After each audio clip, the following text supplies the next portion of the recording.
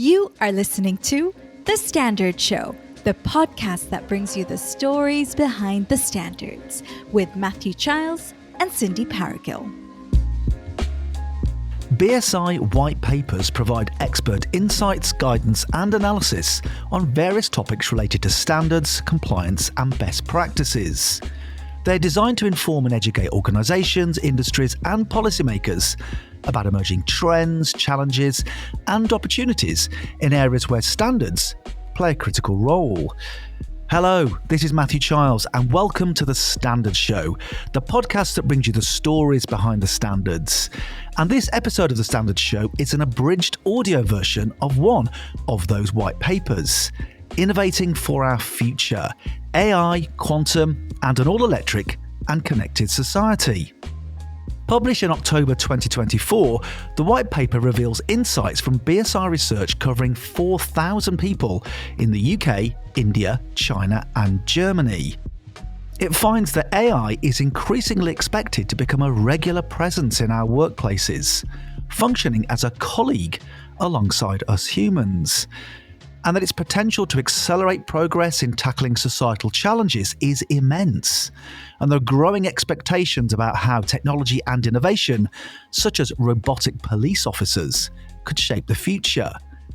Similarly, public understanding of quantum computing and the opportunities it presents is expanding.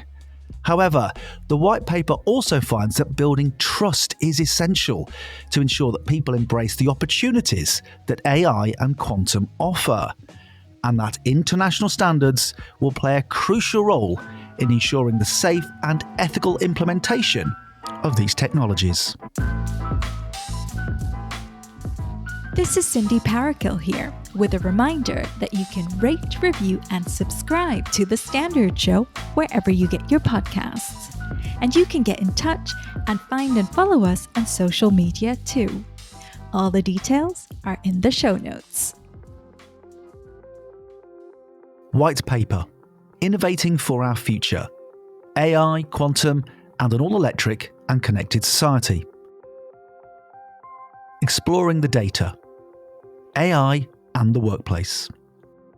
As the possibilities of AI have become apparent, the discussion of the likely impact AI will have on jobs has stepped up. Nearly half of us, 49%, expect people in our sector to be working alongside AI colleagues by 2050, rising to 62% in India. Optimism that AI will create more jobs than it displaces is highest in India at 52% and lowest in the UK at 20%. While many of us will be working alongside AI already, under 1 in 10 across markets think AI could do their entire job, 9%, although this rises to 15% for India. Yet people do see a role for AI, with more than half, 51%, suggesting AI could do some parts of our role. This is higher than a year ago, when the average for the market surveyed was 38%, suggesting rising understanding of AI's capabilities. There are clear divergences between markets on this point, with 35% of Britons saying AI could do some parts of our jobs, but 2/3 of Chinese respondents saying the same. People also recognise the limitations of AI, with 3/5 saying there are parts of their job that rely on skills like interpersonal relationships and communication that AI cannot replicate. In line with this, the general understanding is that AI can be used most effectively to take on tasks that humans do not have time to do. 57% say this, and that it requires human oversight. 62% make this argument. What is clear is that the current pace of AI development and adoption shows no sign of slowing, impacting all elements of life, including our work. 57% say we need to be training young people now for working in an AI-powered world, rising to 71% in India. Trust in AI. AI has the potential to disrupt all aspects of society and bring considerable benefits, but questions abound regarding its safety, the use of data, and ethical implications, with more than half, 53%, worrying that AI risks exacerbating social divides between those who have access to skills and technology and those who don't. Nearly 6 in 10, 57%, expressed concern about the privacy of their data when interacting with AI-driven technologies, such as chatbots or virtual assistants. But this does not necessarily mean they are not having those interactions. At the core of this is a need to build trust in AI, so that people will be willing to take up the opportunity it offers. Notably, nearly 2/3, 62%, want a standard way of flagging concerns, issues, or inaccuracies with AI tools, so they can be addressed, while 57% say vulnerable people need protections to ensure they can benefit from AI. Asked where they needed the greatest level of trust for using AI, medical diagnosis or treatment was the top priority, with 31% selecting this. Other areas of focus for trust were operating autonomous or driverless vehicles, 27%, or identifying or responding to a cybersecurity breach, 26%. Conversely, trust was seen as comparatively less of a priority for areas such as recruitment, 16%, or planning leisure activities, 15%. The AI opportunity. Whilst those surveyed are rightly aware of the risks associated with AI, there are clear signs of optimism and belief that it could be a tool with the power to accelerate progress towards a fair society and a sustainable world. When asked about what they would like to see AI used for in the next quarter century, people were most keen to see AI make it easier for doctors to diagnose medical conditions and improve patient outcomes, 33%. Encouragingly, BSI is already seeing increasing use of AI in medical devices for a range of applications. There was also enthusiasm for AI's potential to help reduce emissions and society's impact on the environment, 31%, and the ways in which it could improve access to and the delivery of a top-quality education, 27%. A careful balance must be struck between this potential force for good in addressing environmental and societal challenges and the risk of exacerbating them. For example, there is the intense energy requirements of AI algorithms, or the risk of inequality in influence and access. Balancing these elements must remain front and centre in the development of AI governance. A fifth, 22%, said they would like AI to enable them to live in a smart city. A smart city is a municipality that uses information and communication technologies to increase operational efficiency, share information with the public, and improve both the quality of government services and citizen welfare. One potential use of AI in smart cities is AI-powered visibility and optimization of infrastructure resources, allowing preventative maintenance. Standards affect all of us every day, wherever we go, whatever we do. By defining good practice, they help people and organizations to do things better. Each year, standards bodies publish thousands of standards, and we are looking for more people like you to join our community of standards makers. We welcome applicants from all fields, backgrounds, and career stages. Our goal is a simple one: to have a balance of views around the table. By becoming a standards maker, you could help to improve the way things are made and done, like creating healthier and more inclusive workplaces, developing higher quality healthcare systems, making advances in AI governance, or accelerating climate action, and many, many others. So, if you want to make a difference and shape the world through standards, start your standards making journey now. Details of how to do so are in the show notes. Technology and innovation driving our future.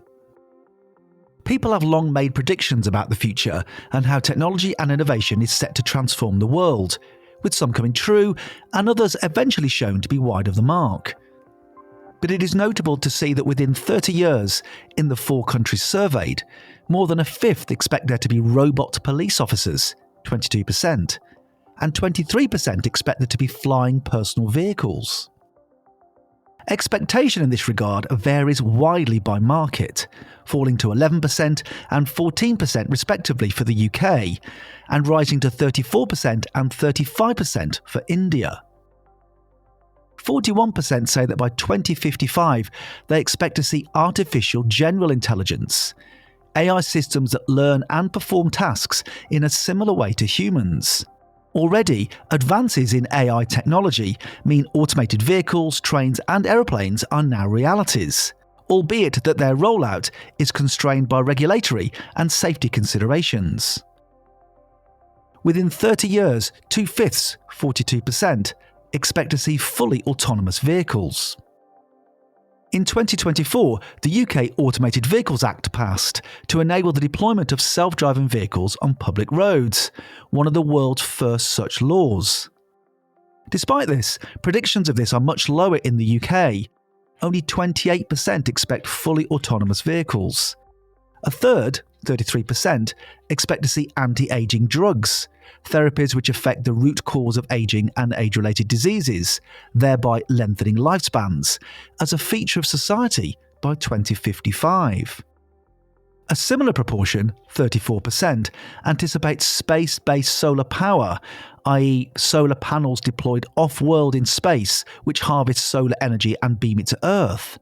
And 32% are optimistic about the prospect of zero-emission transport. Enabling an all-electric and connected society. An all-electric and connected society means a society free from reliance on fossil fuels. It is one in which people are connected to other people and to objects using digital technology. This is something that an overwhelming proportion of those surveyed said they would like to see, 76%, even if it meant submitting to an increase in the amount of personal data that you had to share, with support highest in China, 96%, and India, 89%, and falling to just half in the UK, 54%. Looking more at the benefits of an all-electric and connected society, a third say they would like to see this specifically to improve participation in society for people with specific care needs, such as a disability or a vulnerable state of mental health, 32%. The same proportion back this to improve public transport, both in terms of lowering emissions and reducing unreliability, 32%. A third of people believe an all-electric and connected society should be achieved jointly through private and public sector investment, while 30% say instead it should be achieved primarily through public sector investment. More than half of people, 54%, say that as we move towards an all-electric and connected society, we need internationally aligned safeguards to ensure its safe and ethical wide-scale implementation. The quantum opportunity. Quantum technology uses the principle of quantum mechanics to go beyond existing computing power to enable them to solve complex problems, from modelling weather to encrypting data, much faster than classical computers. The data suggests the opportunity of quantum is not well understood by the general public, and its potential benefits are being poorly communicated. For example, only 40% say the government and experts in the field are proactively communicating enough about the opportunities and risks of supercomputing, falling to a fifth in the UK, 21%. While 44% overall say computing technology developed and used by society to date has made the world a better place. That falls to 34% in the UK and 29% in Germany. Similarly, only 38% globally say the opportunities of supercomputers and quantum technology outweigh the risks, a number that falls to 24% in the UK and 30% in Germany. 1 in 10 Britons say they do not think society should use quantum technology at all. People's biggest concern about the wider adoption of quantum technology is that it will increase society's dependence on computing, with a third expressing this worry.